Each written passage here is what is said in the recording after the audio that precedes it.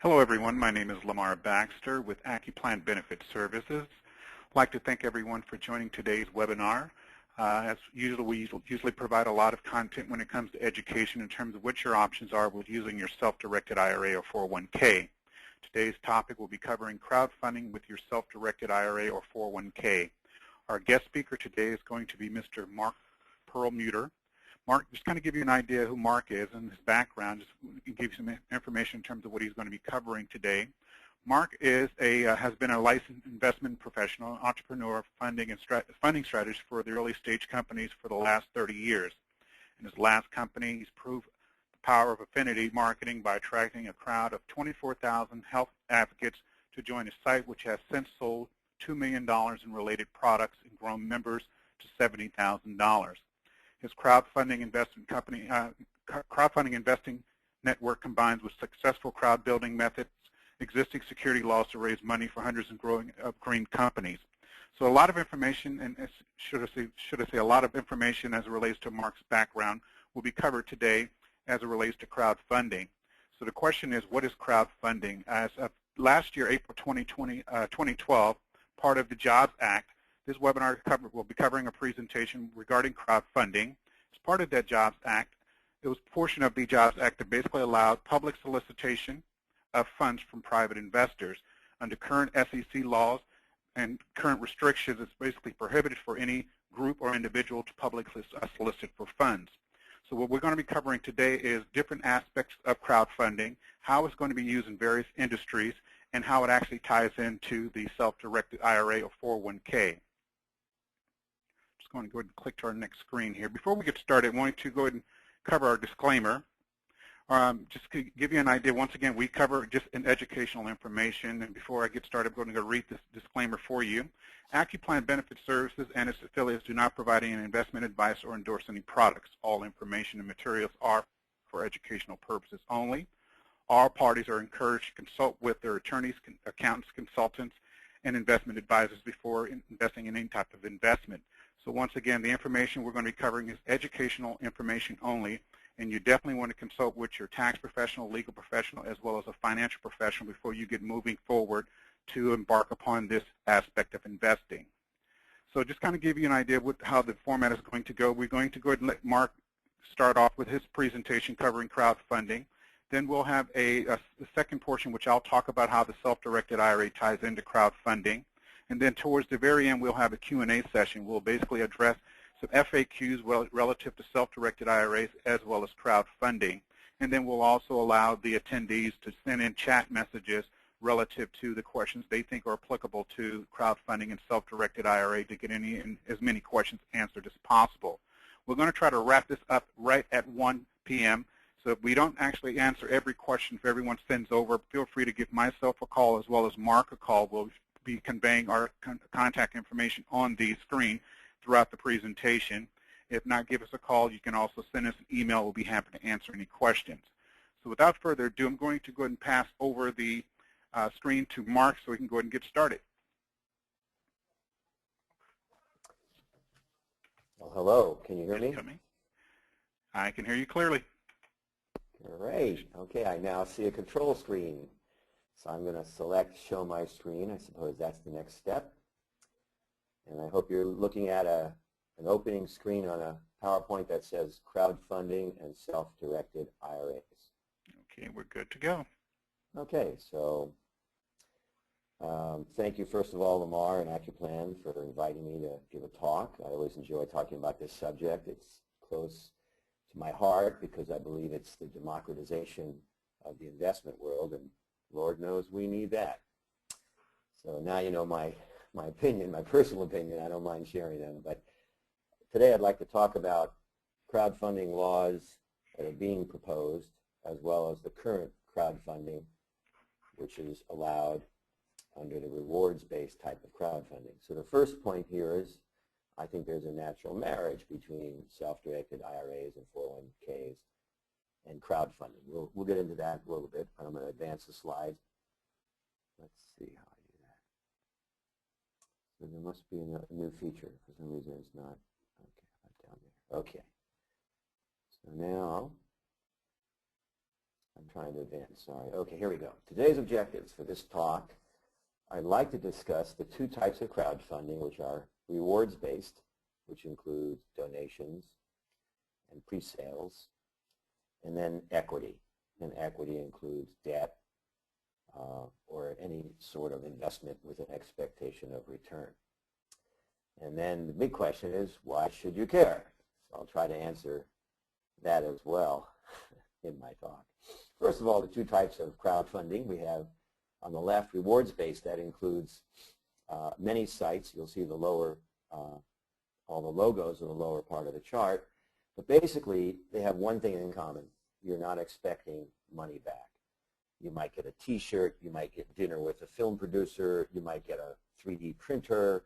You might get a feel-good thank you for making a donation. But this is not an investment where you expect money. There's something else motivating you. That's legal today. It's very big in the world, and particularly in the U.S. We'll get to the actual numbers in a few minutes.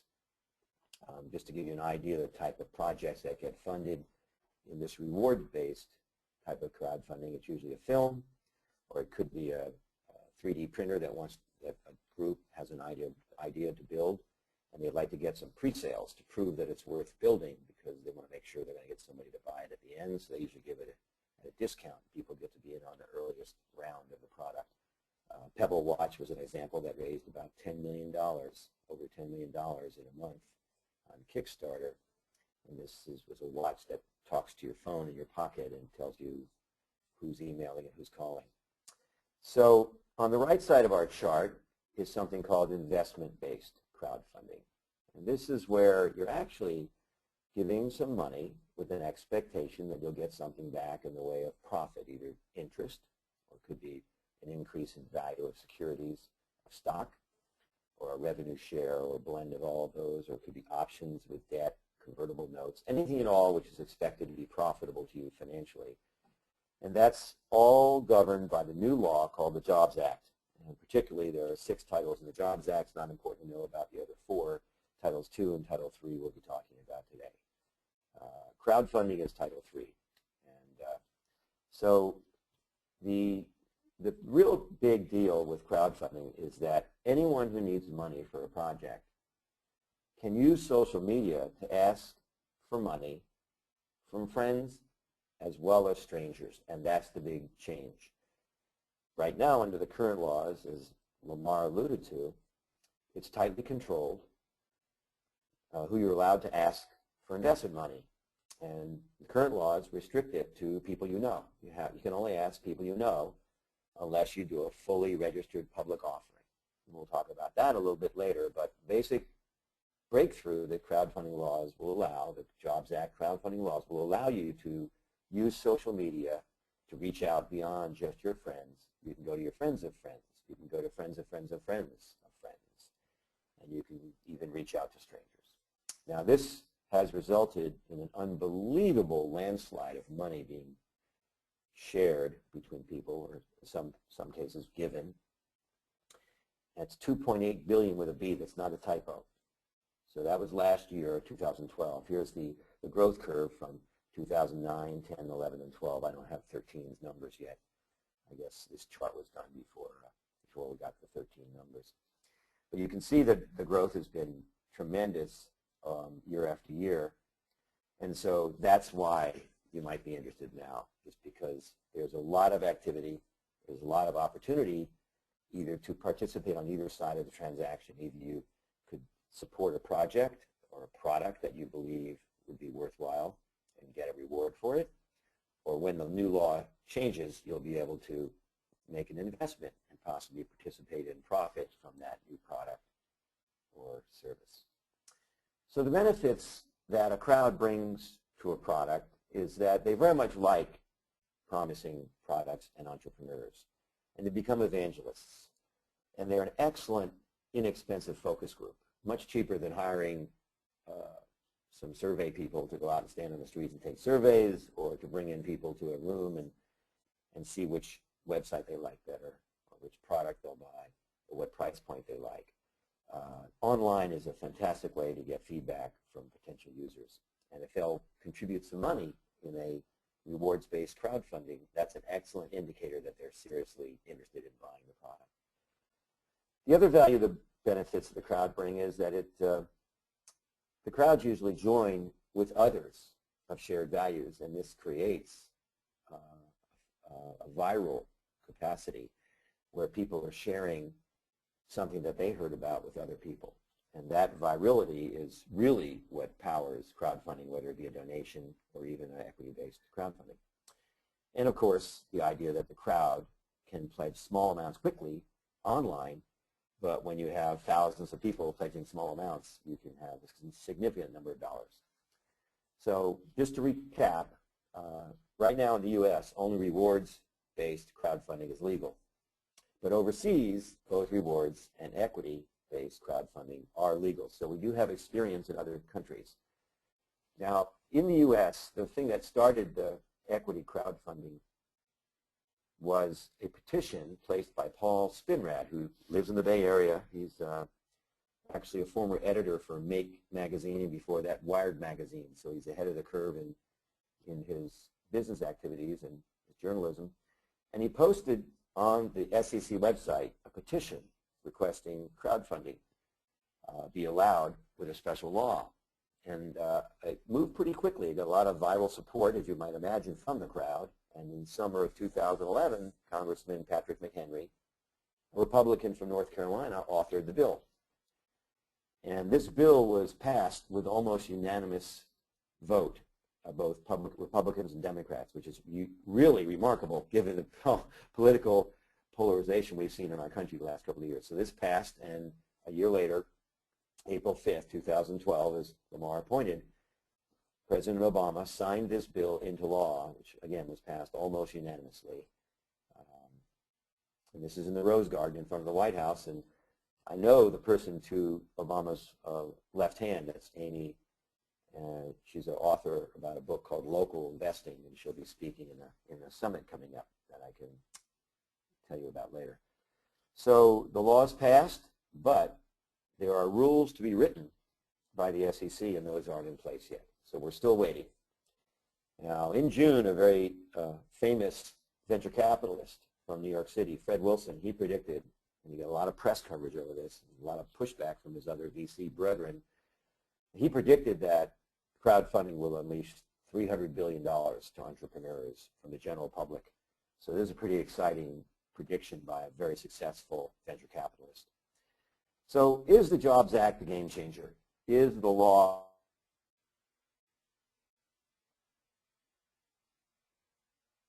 As I mentioned, there's two titles to the Jobs Act that matter regarding crowdfunding. The first is that Title II, we mentioned, it allows advertising to accredited investors only. The Title III, which is what we refer to as crowdfunding, allows limited advertising to non-accrediteds, meaning the crowd, general public. And there's crowdfunding protections put in place for the non-accrediteds. One, there's a maximum amount that non-accrediteds can invest, both in each deal and also total in this category each year. Second, the companies can only invite the crowd to an approved platform. They can't offer any securities on their own website, and they can't really advertise other than just say, come see this platform, we're posted there. And so that's really the limitation that the law puts in place to try to protect unscrupulous individuals from making exaggerated claims. The platforms that are to be used, these crowdfunding platforms that are approved, will be licensed and governed by the FINRA, which is the same agency that licenses and governs broker-dealers. So we will have some protections in place, and the companies are prohibited from advertising directly. So if it's not crowdfunding that's a game changer, what is the real piece that connects the company with an idea with the public? And I believe it's social media. I think social media is the game changer.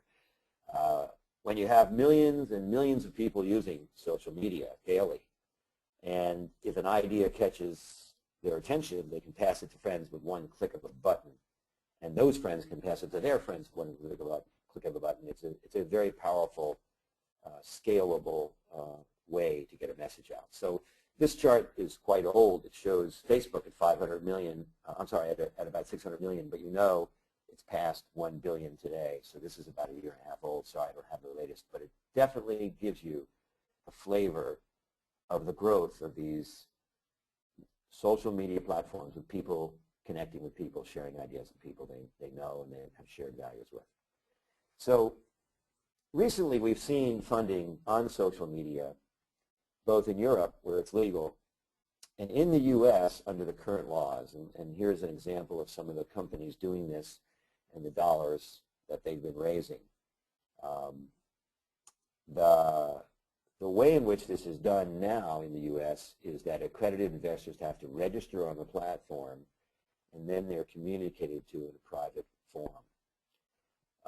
When the new crowdfunding laws take effect and the Jobs Act takes effect, we'll have Title II, which allows general advertising to accrediteds, but limited advertising to non-accrediteds. And there'll be hundreds and hundreds of platforms starting to use advertising to attract people, and many, many companies on each platform, again, posting their project and driving people to those platforms. So we do look forward to raising lots and lots of money for valid and worthwhile causes, both rewards-based as well as investment-based. Now, the current laws, just to repeat, private offerings to friends are allowed.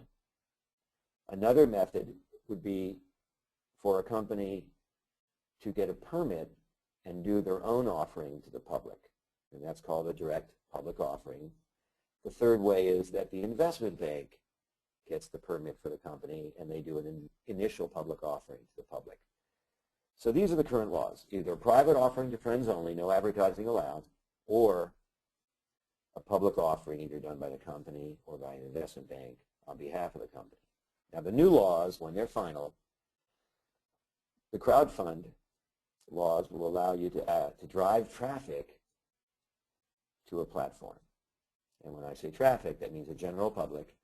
And then if they choose to, the general public, non-accrediteds, can invest on that platform in your deal.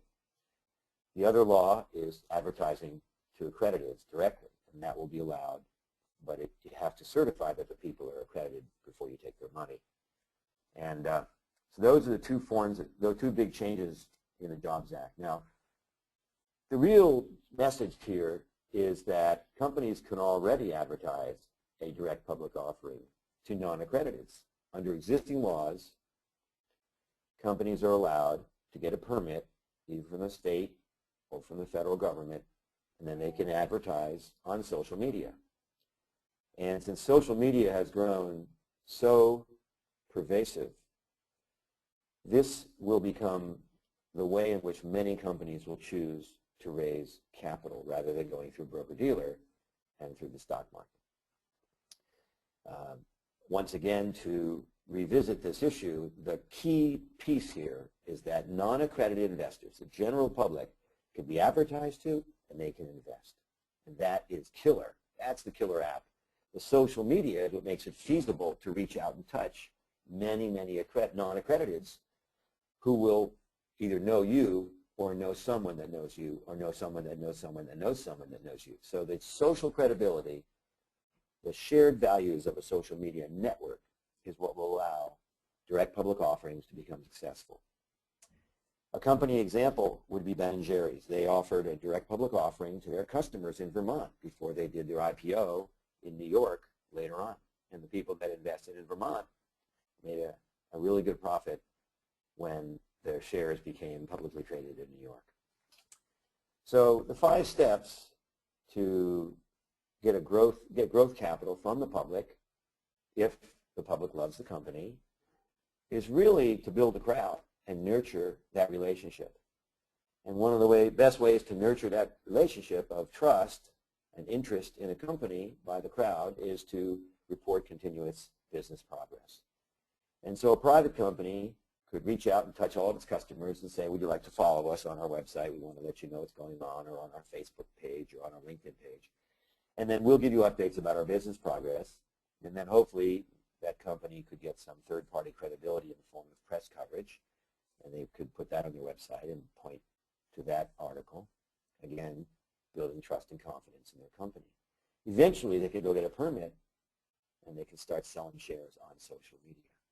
So that's the method that the company, from the point of view of the company, how they would make an offering. And this would be using the crowd, but it wouldn't be relying upon the new laws, which are not yet final. They could actually do this under existing laws. And as I mentioned, many people in Vermont were able to take advantage of the offering from Ben & Jerry's and make a small investment. The average was, I think, $1,000 per person. And this is an appropriate use for someone's self-directed IRA or 401k, because if they could see the company and follow it for a year or two and trust it and see the business progress, then they're investing in something they've done research on and they know something about. So an investor exit is the last point I'd like to make, because I think it's imperative. There's two typical exits that we would expect if we make an investment, either with our retirement funds or with available cash. And that is that we would expect that company to be bought by a larger public company, and then the shares we got in the direct public offering or the crowdfunding would be traded for stock in that public company that bought the company. And so we would have tradable stock. The second way is that the company we invested in becomes traded. And then those shares that we own from the direct public offering are tradable, and we can sell them in any online broker. And so this is where direct public offering / crowdfunding can become a huge recovery factor for our economy, helping start new businesses, helping small businesses grow, create jobs, and hopefully we'll get a more sustainable, resilient economy out of it. And it'll also democratize the investment scenario where people who love a company, who know about it early, could put a few dollars into it and ride the wave.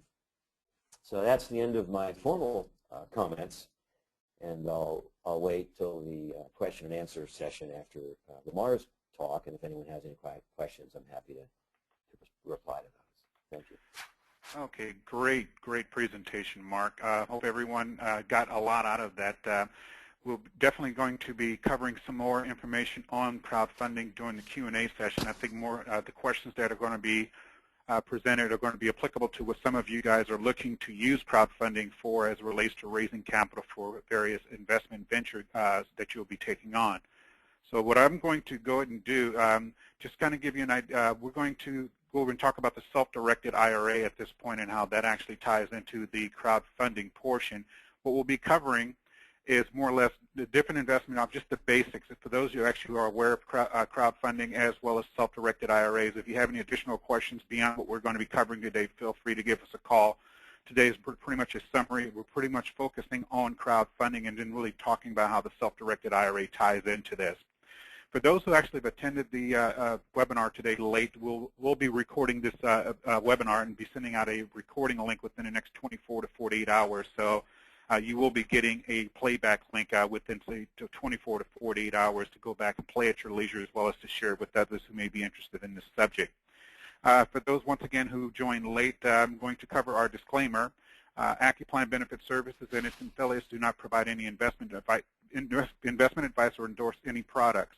All information and materials are for educational purposes only. All parties are encouraged to consult with their attorneys, accountants, and financial advisors before entering into any type of investment.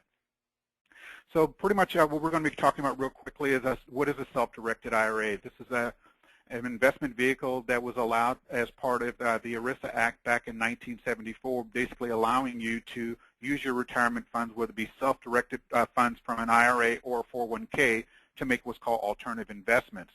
We pride ourselves in the expertise of low cost and quick service for service of self-directed IRAs. Our staff is very well versed in using retirement accounts for alternative investments, so we carry a wealth of knowledge to assist our clients in using the self-directed IRA and 401k, as well as we'll be assisting you guys if you're looking to use this platform or investment vehicle for crowdfunding. Just some information I'd like to cover before we get started, just why most people are considering the self-directed IRA or 401k. Despite what you may be seeing in the media as it relates to the Dow and the S&P, not everyone is actually enjoying those growths in their retirement account. Just some statistics we're going to be covering real quick here. It's estimated at 10,000 baby boomers per day will turn 65 for the next 18 years. Of that segment of the population, up to 75% of those baby boomers are not in a position to retire beyond the age of 65. Most will be forced to continue to work after the age of 65. That is, if their occupation allows them to continue working after the age of 65. And of course, if that's not the case, they're going to be operating on a fixed income, whereas they do not have enough money to carry them through retirement. Retirees will face skyrocketing health care costs and diminished Social Security and other medical benefits as it relates to what maybe our previous parents, or say our parents in previous generations, have enjoyed over the past years when it came to retirement. So a lot of those benefits may not be there for us. So it's really important that we look at other investment options as well as investment vehicles to be able to grow a retirement account. Another factor to consider, inflation and cost of living increases will threaten to erode their fixed income as it relates to retirement, whether it be Social Security or just the small amount that they may have in their retirement account. It is estimated that $4.7 trillion in combined IRA and 401k funds are actually out there in the marketplace, with only 1% invested via self-directed IRA or into alternative investments.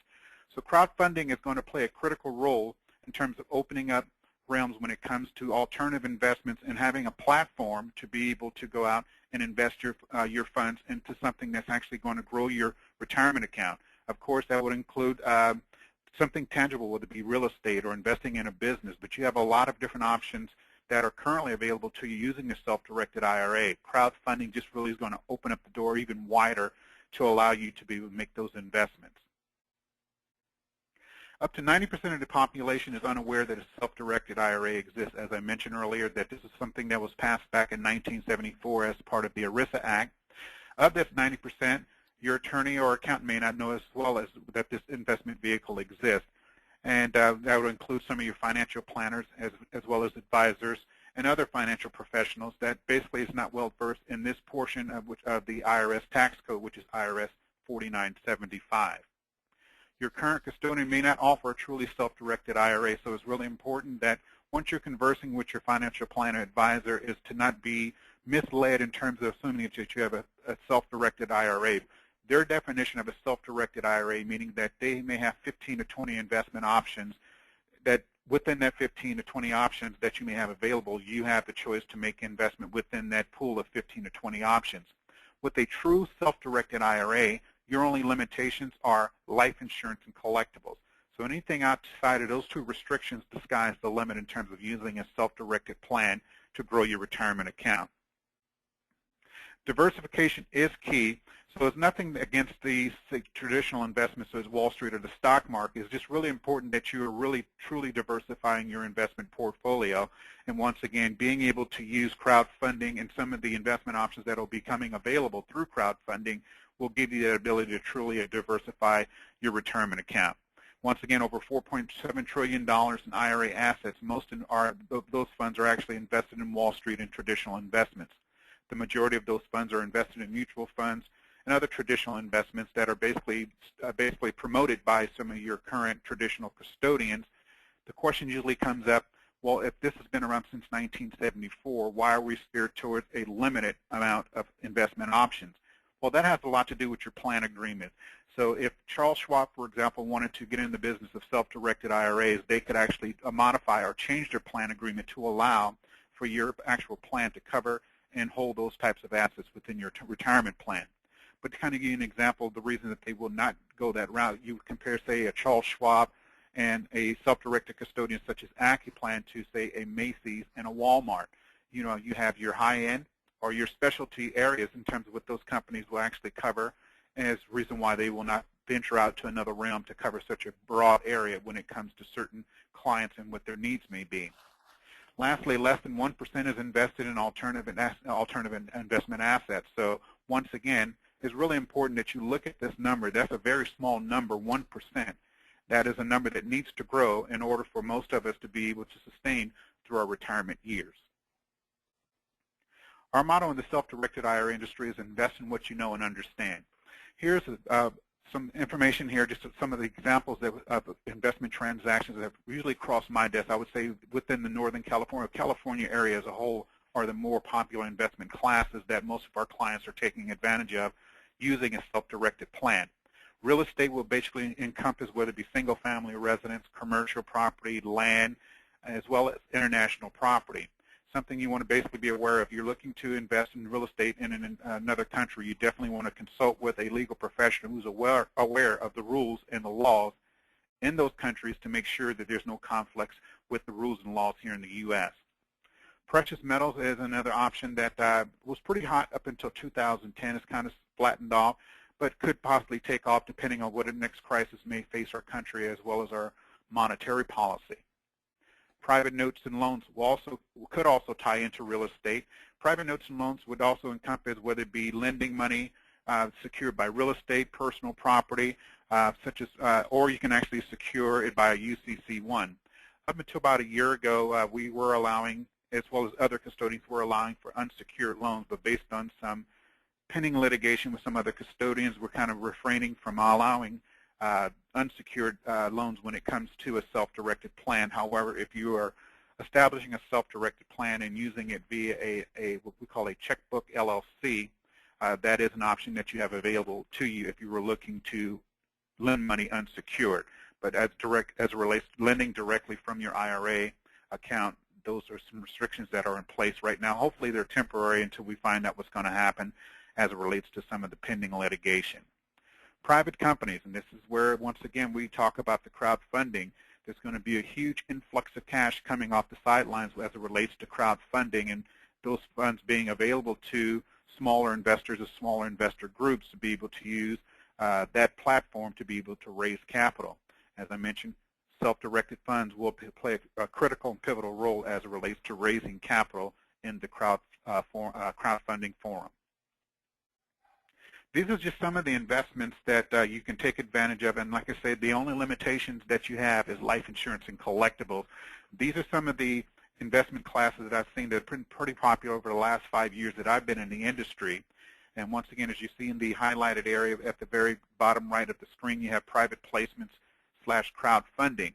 Trust deeds, mortgage, and notes, once again, will play a role in the crowdfunding. Depending on how everything is structured, once again, you have the option to continue to structure your investment transactions as you see fit.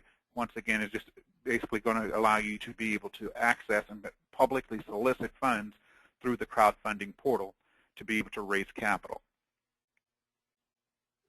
Prohibited transactions, and these are basically rules that you must follow in terms of using a self-directed plan as relates to IRS Code 4975. There are certain restrictions on what you can and cannot do.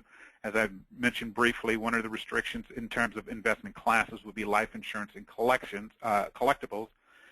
In addition to that, an IRA cannot engage in any transaction, direct or indirect, whereas anybody with any consideration related to the IRA. So what that is in summary is that there are certain restrictions on you as the account holder, certain family members such as spouses, parents, children, grandchildren, so on and so forth, where you're restricted from being able to invest in a partnership format based on the relationship of those disqualified parties.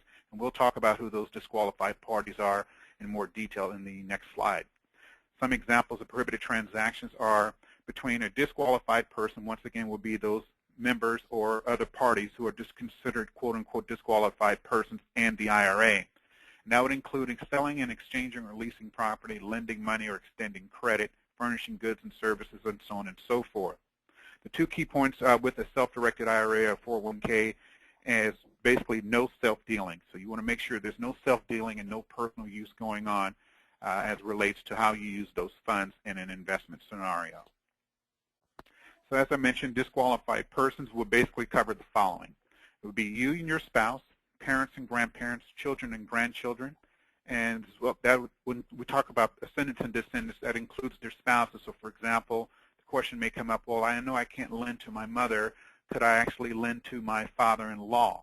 Based on, once again, and their spouses, that would include in-laws relative to your parent, grandparent, children, or grandchildren would be also considered disqualified parties, which would constitute a prohibited transaction if it was ever discovered in an audit. Any fiduciary of the IRA, so if you're a real estate agent or broker or an attorney or CPA and you're looking to partner with your client, whereas you're basically playing a key and pivotal role in that transaction because of your fiduciary responsibility. You also would be considered a disqualified party. Anyone providing services to the IRA, that would include a custodian as like myself, or anyone directly or indirectly related to the custodian that holds the IRA or 401k. Common question that comes up is, if I have an existing corporation or existing business, can I actually loan money or conduct business with that corporation or entity? Well, the answer is yes and no. So depending on how much you and your spouse or any other disqualified party holds as relates to interest in that existing entity, if it's 49 or say 50% or less, then you're okay. But also keep in mind, if you may have any major decision-making powers or any controlling powers as it relates to decisions how the business is run, in addition to not exceeding the 49%, you would still be considered a disqualified party or restrict you from actually conducting business with that existing entity. If you want more information on the different scenarios relative to that aspect of disqualified persons relative to an existing entity or existing business where you have a minority stake in the business, I'll be happy to answer any questions you may have after the call. So in essence, basically what we're saying is do not mess with the IRS. As we all know, our federal government's starving for cash right now, and they're looking to turn over every rock that they can to be able to wrestle our hard-earned cash out of our hands to basically pay taxes and whatnot. So it's really important that you follow the rules to make sure that your transaction remains compliant and that your retirement account remains intact. So how do we actually fund the retirement account, as we call putting gas in the tank? These are the four common methods, of actually the four only methods you have available to you to be able to fund your retirement account. The first would be a transfer, where you're basically moving funds from an existing IRA over to your new self-directed IRA with us. That transaction takes anywhere from 7 to 10 business days, where there is no taxable event. It basically requires you to complete a authorization called a transfer request, where you authorize us to submit on your behalf to request the funds to be transferred over to your new account. The rollover is usually the method that's used when it comes to employer-sponsored plans such as 401ks, 457s, 403bs, any employer-sponsored plan where you're looking to move funds from that plan over to an IRA. The method of moving those funds are rollovers. And just keep in mind there is a 60-day rule, and once those funds are, whether it's the funds are sent directly to us or the funds are sent directly to you, once those funds leave the existing institution, the 60-day clock starts to tick. So it's important that you follow up to make sure that those funds are received by the receiving custodian within the 60 days, because at 61 days if those funds are received, you're subject to taxation as well as a 10% early distribution penalty if you're under the age of 59 and a half. A rollover can also be used with an IRA. This is an alternative method some will use depending on how long it takes for your existing custodian to process a transfer. Sometimes your custodian may process a rollover a lot faster than a transfer, but keep in mind you're only allowed one rollover per 12 months per account. So once again, if you were to roll over funds today, you would not be able to roll over another set of funds until May 15, 2014. Contributions, and this is going to be relative to the type of plan that you're going to be establishing. We'll talk about the different plan types that you would have available to you through the self-directed umbrella. Contributions is basically where you're pulling funds out of your pocket to actually contribute into the retirement plan up to a certain maximum based on what that plan allows. Conversions. Conversions basically involves moving tax-deferred funds, whether it be from a 401k or an IRA, over to a Roth. Once again, there is a 60-day rule, or I'm sorry, basically there is a policy as to where once you move those funds over, you're going to be subject to taxation at ordinary income. Unlike a rollover or distribution, you're not subject to a 10% early distribution penalty if you're under the age of 59 and a half. So what you basically want to make sure is that you consult with your tax professional to determine whether it's in your personal best interest to convert from a tax-deferred account over to a Roth, because what it in essence does is increase your taxable income for that year that those funds are converted. So these are your different types of accounts, once again, including your 2013 contribution limits. Please note that these limits are up to, these are the maximum. This doesn't mean that you are actually able to contribute that full amount. You definitely want to consult with your tax professional to determine, based on your modified adjusted gross income, where you stand as it relates to making the maximum contribution into these plans. 401k. If you have any questions as it relates to specifics on these plans, please give me a call. I'd be happy to answer any questions in terms of what the rules are, but definitely you still want to, after speaking with me, consult with your tax professional, determine one, which plan is best for you, as well as what is your contribution maximum for that particular year based on your modified adjusted gross income. Other investment options and structures, partnering via an LLC. So in addition to be able to invest directly out of the self-directed IRA, there's some partnering options that you have available with you to you using the self-directed plan. And one of those options is partnering via an LLC. So you can actually set it up through a multi-member LLC and basically raise capital through various parties, whether it be self-directed funds or private funds through a multi-member LLC. You definitely want to make sure you consult with a knowledgeable attorney who can actually establish a compliant LLC that may involve self-directed funds as well as personal funds to make sure that everything's in order and in accordance to IRS Code 4975. Partnering via tenants in common structure. This is the least expensive option to you if you're looking to, every once in a while, to partner with individuals using retirement funds or personal funds. It's important that you understand that if there's any involvement with the self-directed IRA, the percentage of ownership is going to be determined by the percentage that each party contributes towards the acquisition of the asset. So that what that means is if there's a 60-40 split between an IRA and personal funds, all income and expenses also must be split along those lines of percentage of ownership when it comes to maintaining that relationship. A non-recourse loan, we're not going to really talk about that because more or less that's relative to real estate, but if you have any questions, that is a type of loan that's available to you if you're looking to secure some type of leveraging when it comes to using self-directed funds for purchasing real estate. The New Deal exception is basically an exception to the rule that basically allows you as the account holder and other disqualified parties to partner with your self-directed plan and other disqualified parties to make a transaction or invest in a particular investment vehicle or investment opportunity using the self-directed IRA. Once again, there's certain rules that must be followed. So if you have any more interest in that, feel free to give me a call. I can send you some information on what those rules are and have a discussion with you in terms of if that's something that's best for you. So number one, what you want to do using a self-directed IRA is establish your account. Then the second step would be fund your account, whether it be through a transfer, rollover, or contribution. Once the account's established and funded, you're going to complete your investment direction form and get over any supporting documents to support the investment, whether it be a subscription agreement, operating agreement, or any other agreement that is going to be critical to you making the investment through your IRA or 401k. Once those steps are completed, you provided, for example, if it's a real estate transaction, you provide an executed contract, in this case, an executed purchase contract, and within 3 business days, we can actually fund the investment.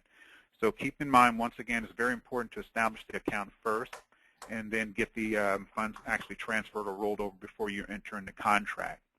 Here's actual visual flow chart in terms of how the process would actually work. Once again, opening the account, funding the account, finding your investment, and your IRA or whichever, whether it be the IRA or an entity such as a corporation or an LLC, will actually hold the assets. Just in summary, IRAs can hold all types of investments, not just securities. Partnerships and split ownerships are allowed. IRAs and solo Ks, which is another type of plan which was covered in the previous slide, can grow tax deferred or tax free. You definitely want to consult with your tax professional to determine which is best for you as it relates to your specific scenario. All plans qualify for partial transfers and partial conversions. So once again, once it talks about the conversions, you definitely want to check with your CP or tax professional, determine whether it's in your best interest to do either a partial or a full conversion from a tax deferred over to a Roth account. Self-directed IRAs will once again play a critical role in crowdfunding. So as Mark mentioned earlier, stay tuned. Hopefully S.E.C. can get the rules finalized by the end of the year, because there's crowdfunding portals that I've been in contact with. They're basically waiting for the rules to be actually executed so that we can move forward with this. So once again, I can't reiterate this more than anything. Be sure to establish and fund your account prior to entering into any type of contract. It's nothing worse than being ready to move forward and you don't have the funds and you actually miss the timeline to actually make the investment. So definitely establish and fund the account before moving forward. Here is my contact information. So that's my conclusion of my presentation covering the self-directed IRA. What we're going to do is open up to the Q&A session to cover information on what Mark and I covered as a whole. So I'm just going to go ahead and start reading off some of the questions that have come across so far. Mark, look like the first one, look, a good majority of these here are for you. Are you still there? I'm still here. Can you hear me? I can hear you clearly. Excellent. The first one is, do you think that the S.E.C. will approve the crowdfunding rules before the end of the year? Well, Lamarr, let's take bets. I hope so, but I have a feeling it's going to run into 2014 because of some comments that were made by people that work in the S.E.C. and the state regulators area. See, the conflict is between the S.E.C. writes the rules, and they've pushed off any kind of prosecution role that the state has to take, but the state is prohibited from regulating this because it's an S.E.C. law, so the states hate it, and they testified against it in Congress 2 years ago. So I think we're going to have both FINRA is going to get they're going to get to say things once the S.E.C. is finished, and then the state regulators are going to have their pushback. Okay. And the next question here kind of ties into the first one as well. Is what do you think are the primary reasons for the delay as it relates to SEC approving the rules for crowdfunding? Do you think there's any lobbying going on, whether it be from other industries such as the angel investment industry, the VCs, banks, whatnot? Do you think there's any pushback that's also prompting these delays? Well, let me tell you what we know. Mary Shapiro was the commissioner of the SEC until last year. She resigned, and she testified, or she was quoted as saying she was not in favor of crowdfunding being approved. She's been replaced by Mary Jo White, and she's been quoted as saying she wants to help the JOBS Act get enacted. And evidently, Obama picked her because privately they had a conversation. He was happy with her support of the JOBS Act, which he, of course, signed and passed.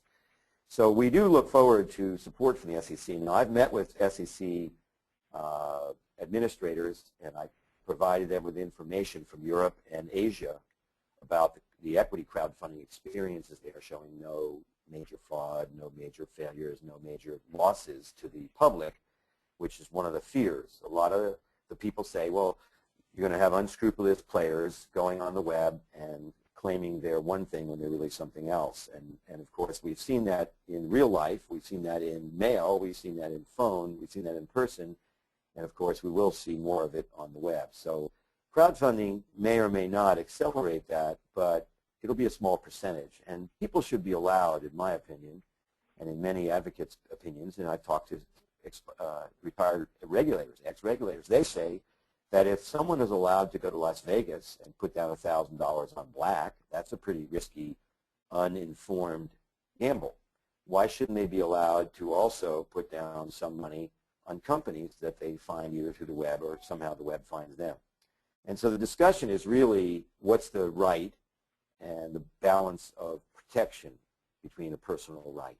So the SEC is struggling to try to give some protection to unaware individuals who might be duped and misled by some false advertising. And the reason that they believe they've got a formula is that they're requiring all crowdfunding to be done on a platform, and the platform is a regulated entity with rules.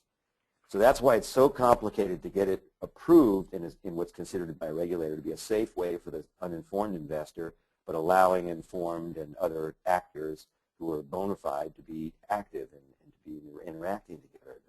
The platform that is regulated should provide some degree of safety. It won't provide degree of failure protection. That's always a business risk, but at least they'll provide some degree of bad actors and fraudulent representation. So I hope that's a long-winded answer that gives some light on why it's taking so long. Right, and it seems like there's never going to be enough protections. I mean, I think the best protection would be, as I always advocate to any investor, is due diligence and education. I mean, there's never going to be enough protections that any government agency can put in place to protect anyone from total loss, especially if they're performing the due diligence. I just believe that it should be important that the SEC perform their role in terms of making sure that they vet any actors or performers in this industry to make sure that they're on the up and up, to make sure that that aspect of any potential fraud is pretty much as transparent, to make sure nothing happens as it relates to that. One of the other questions is, what I was going to say, Lamarr, from your mouth to God's ears. Let's hope that gets passed. Okay. All right. What, in addition to maybe your personal opinion, and I mean maybe what you've also researched, what do you think? What abuses do you think they anticipate that could occur based on crowdfunding? I mean, as you mentioned, anyone go to Vegas. I mean, under the current structure, someone can be subjected to a scam or fraud. So, what type of abuses do they think can happen in crowdfunding that could not happen at the current platform? You know, I haven't heard specifics. When it comes to abuses, they just talk in generalities. And of course, as a regulator, an S.E.C. or a state regulator has seen many forms and many abuses. So they're attempting to keep from having unknown and unforeseeable abuses unleashed upon the public. At the same time, they are sensitive to the idea that job creation is very important in our culture, in our society, and economic recovery is very important. So it's not their job to create jobs, but they do have a mandate to provide a playing field where job creation can go on. And so all the S.E.C. regulators I've spoken with personally, and I haven't spoken to that many, but over 10, are very cognizant that this balancing between protection of uninformed or naive investors versus a free, open marketplace for the general public to make small investments through crowdfunding or other methods in companies that they reach out and touch or that reach them. They are sensitive to the balance between those two things. Now, one more thing I'd like to mention. We have seen general advertising of small public offerings in the past. And usually it's been a company that had a consumer base and they sold stock to their consumers because the consumers were familiar with the product. Maybe they were familiar with the products through mail, so they were used to getting paper and sending back a check. And so several mail order companies have gone public selling stock to their customers. Other products companies, small microbreweries, micro wineries, organic clothing companies, organic food companies, coffee companies, beer companies, solar energy companies, that kind of thing. So we've seen a lot of retail products. Now, when you get into the area of early startups, the question of due diligence comes up. How can a person who lives in, let's say, Iowa, and sees an offering for a new technology in Silicon Valley, how can they vet that deal? Well, you know, your guess is as good as mine. If the venture capitalists have a 1 in 10 track record, which some of them say is a good record, what's the person in Kansas or Iowa going to have if they see deals on the web that are technology startups? So it's back to what you said earlier. Invest in what you know and get to know things before you invest is another way of saying it. So if we follow John Templeton's famous mandate, which is invest in what you know, Warren Buffett's quoted as saying he only invests in things he understands. You said it. I agree with you. If we use that as a guide, and if all investors would remember that and not get swept up in the moment, I think you'll see the least amount of fraudulent activity and abuses as possible. Got it. Now, as it relates to the VCs and the angel investment industry or forums, do you see them pro or against the crowdfunding? Well, we've seen a number of VCs come out for it. I haven't done a formal poll, and I haven't seen any formal objections from the VC or angel industry. Tim Draper of the Draper Fisher Jurvetson, very successful, well-known firm here in the Valley. He's been a lead speaker at crowdfunding conferences. He's a keynote speaker at a summit that I'm putting on later this year on crowdfunding. Fred Wilson, mentioned in my slideshow, Union Square Ventures in New York City, very successful, well-known, legendary venture capitalist in early technology, game-changer technologies. He predicts $300 billion, and he actually went so far as to say this is going to compete and actually bring the end, speed up the end of the venture capital industry, because he feels the venture capital industry has gone the wrong direction in the last 15 years, and the yields to the limited partners has not been what were expected. So there are venture capital companies closing funds. Funds are being returned to the limited partners. A limited partner at a venture capital firm is usually a big institution. It could be an insurance company. It could be a pension plan like CalPERS. But just to answer your question specifically, the only formalized feedback that I've heard at angel forums is that angels pride themselves on doing deep due diligence and having domain expertise in the deals they invest in. And they hesitate when they hear that the general public might be trying to make investments without having that background, that domain expertise. Maybe they're retired, maybe the angel is retired from that industry and they make an investment in the industry they know. Well, how is the general public going to be able to make investments in industries they have retired from? That's just not going to happen. And so that's where I think the comments from angels carry some weight, because they try to do early stage investment, but they also try to do due diligence in areas they have some expertise and invest in those areas. So it's a criticism that, again, flies in right parallel with what we were talking about: invest in what you know. If you don't know it, be careful, stay away. And that's where I agree. I mean, I think it's, some responsibility should be placed on the investor themselves. I mean, it's not to say that you can never invest, but I think at some point, that until you're ready to invest and you either have the team or the expertise to move forward, you shouldn't move forward as an investor because you have the quote-unquote money to make the investment. If you don't understand the investment or once again have the expertise, you should be restricted from making the investment. And that's more or less to protect the industry and the growth of our country when it comes to our economy, because you can't have a situation where the pros clearly outweigh the cons, but you're being held up the growth of the country because we're trying to do our best to protect the uninformed investor. So that's where I think a lot of people are frustrated, to where there's too much protections being put in place and it really stifles the growth of our economy. Yeah, and I'll underscore something you said earlier, education. In our healthcare industry, very little regulation is placed on food for health. It's food for safety and food to make sure it's not tainted and dangerous, but very little regulation is guiding you on do eat this, don't eat that. Well, we do have that kind of guidance in the investment industry. We do have don't invest in these type of deals. You're not a documented accredited investor. You're not allowed to. Can you imagine if we were to say to the food industry, okay, because you have high blood pressure or you're diabetic or you overeat, no more Coca-Cola, no more sugar, no more foods with sugar added. Well, half the supermarket has sugar added. So we don't take that action in other areas of our culture, in our marketplace. And the overriding experience of the 1929 stock market crash is what brought the incredible regulation about investment, and it went a little bit too far. And so since 1929, the first act was 33, the second act was 34.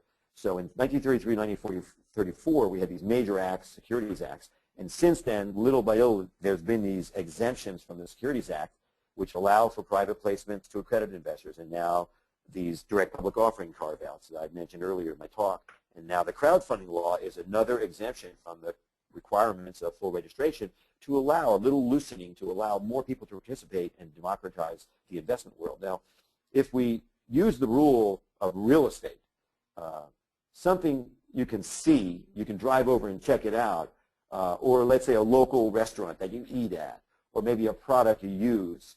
These are things you can get some knowledge of. You can do some due diligence as a small local investor. And that's a good rule for people that don't have the time or the expertise. The other way to invest in something you know is not direct knowledge, but if you know someone that you know they know about that industry, and you follow their lead, and that's what I call the curator model. In the Angel List platform right now, which is accredited investors only, you have these leaders. They're curators to some degree. They announce what they invested, just like the Motley Fool on Yahoo announces before they make an investment tomorrow what the companies are going to invest in. And you can follow them and listen to their reasoning, and if you choose to, you can invest alongside of them. Well, that curated model is what I believe will make the crowdfunding world a safe world, a vibrant world, and a potential return on investment world where you won't have the blind investments, the emotional investments that otherwise we might see. So I'm actually looking forward to the development of platforms with curated investments, meaning that there's someone who is very smart in medical devices, and they're looking at the 5 crowdfunded offerings of medical investment in medical devices, and they're saying, I'm investing in these 3, and you're welcome to invest on the same terms, and I don't have any financial interest. That's just an announcement of my due diligence. I looked at 5, I'm investing in 3, blah. And so with that curated model, I think it's easier to follow someone who knows more than you if you don't happen to know that industry, or it's not a local company that you can, go over to and check out and eat in a restaurant or check their dry cleaning or consider their solar energy systems locally. So whatever you can do to get some knowledge, whether it be education about the industry or actual someone who knows that industry, and follow that education or that informed person, then you're going to raise your chances of success. Got it. So actually the last question actually is a two-part question here. It says, what industries do you see benefiting from crowdfunding and how? And will crowdfunding contribute to the continued rise in real estate investing? Well, I only have a short answer. I think real estate will be very, very comfortable for people because they can drive over and see it, especially, or they can see pictures of it or send somebody in the city that lives near to check it out. They can see it and they feel like it's not going to go away. And that's always attractive for people to make a long-term investment. The second area that I think we'll see a lot of crowdfunding is local businesses, where it's a restaurant that's doing successfully, and they want to open up a second location in the town over a few miles over, or they're going to expand. They need to buy a new oven for the pizza company, or they need to buy a new delivery truck if it's a flour company. Companies that are local that have following, I think, will benefit greatly from crowdfunding. And this is super, because that's the easiest thing for a small non-accredited investor to check out. They can check out a local company or a product they use.